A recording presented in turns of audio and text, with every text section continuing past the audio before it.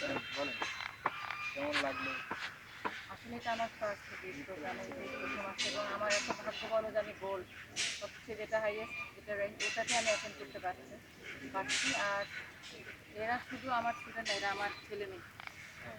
একদম সত্যি কথা বলতে হলো মাসুদের ব্যাচে আমার ছেলে বড় সন্তান, আমার ছেলে ওদের ব্যাচে। তো ওদের ক্লাস টিচার হতে পেরে সবচেয়ে বড় আমি লাকি মনে করি, এটা প্রথম পাওয়া। সেকেন্ড পাওয়া হচ্ছে ওদের গোল্ড থেকে আমি অ্যাটেন্ড করতে পেরেছি।